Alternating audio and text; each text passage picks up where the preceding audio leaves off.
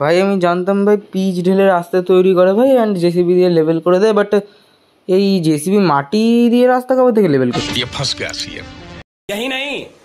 আমি কিছুক্ষণের মধ্যেই ঢুকে গেছিলাম আমরা হরিণঘাটার মোড়ে। এই আমাদের হরিণঘাটার পৌরসভা। उठा ले रे देवा, उठा ले रे बाबा, मुझे अमीर को नहीं रे, ये दो गरीबों को उठा ले। गजब बेइज्जती है। আই লাভ হরিণঘাটার ব্যানারও কিছুক্ষণের মধ্যে চলে আসলো। অ্যান্ড ভাই এখানে আরও একটা রকম বড় ট্যাঙ্ক, আই থিঙ্ক এটা ওর থেকে ছোটো। দেন হরিণঘাটা ছেড়ে ফতেপুরের রাস্তায় ঢুকে গেছিলাম। তারপরে দেখলাম এখানে একটা বাজার বসেছে, আই থিঙ্ক এটা ফতেপুরেরই বাজার।